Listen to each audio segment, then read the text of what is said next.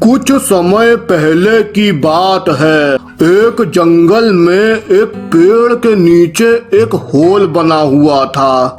उस होल में एक चूहा रहता था। वो चूहा रोज खाना लेने के लिए दूसरे जंगल जाता था। एक दिन उसने सोचा, चलो कुछ दिन मैं बाहर घूम के आता हूँ तो मेरा माइंड फ्रेश हो जाएगा और बाद में मैं वापस आ जाऊंगा। चूहा घूमने निकल पड़ता है, लेकिन यहीं से इसकी जिंदगी में एक नया मोड़ आ जाता है। कई दिन बीत जाते हैं, लेकिन चूहा वापस नहीं आता है और उसका घर ऐसे ही खाली पड़ा रहता है। अब एक दिन वहां से एक हिरन गुजर रहा होता है। उसके पास रहने को कोई घर नहीं होता है। उसकी नजर चूहे के घर पे पड़ती है और वो सोचता है, क्या बात है, ये होल एकदम खाली लगता है। मैं इसी को अपना घर बना लेता हूँ। चलो अच्छा है, मेरे रहने का इंतजाम हो गया। अब हिरन उसमें रहने लगता है।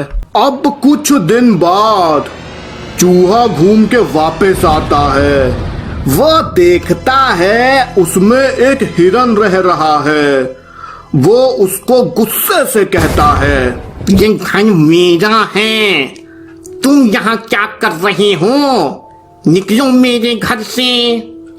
अब ये घर मेरा हो गया है, इस पे तुम्हारा नाम थोड़ा ना लिखा है, समझे?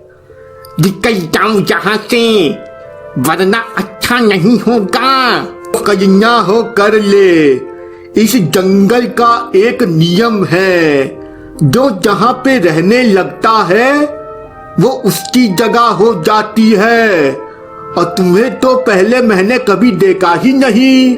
मैं घूमने चला गया था कुछ दिनों के लिए। मैं बहुत पहले से यहीं रह रहा हूँ। अब दोनों में फैसला नहीं हो पाता है।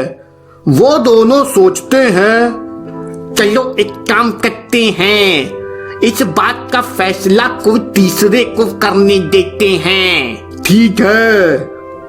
बिल्ली दूर से इन दोनों की लड़ाई देख रही थी।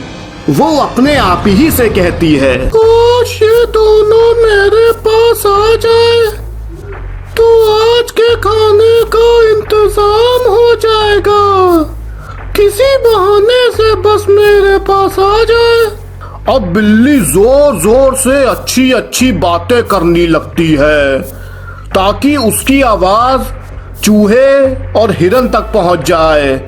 हिरन और चूहा उसकी आवाज सुन लेते हैं और उसके पास जाते हैं और कहते हैं, बिल्ली मौसी, हम आपसे कुछ पूछना चाहते हैं, क्या आप हमारी मदद करेंगी? हाँ, लेकिन तुम लोग इधर यहाँ पे आओ। बिल्ली मौसी, आप इधर आ जाइए। मेरे पैर टूटे हुए हैं, मैं नहीं आ सकती हूँ।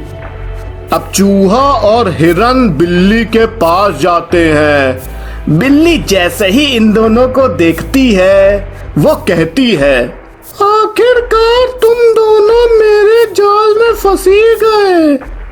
अब मैं तुम दोनों को नहीं छोड़ूंगी। मौसी, ये आप क्या कह रही हैं? अभी बताती हूँ।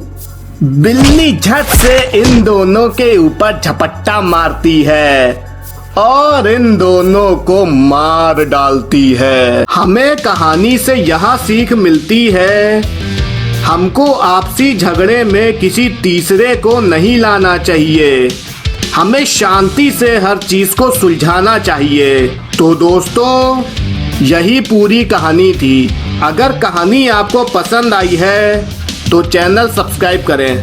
धन्यवाद।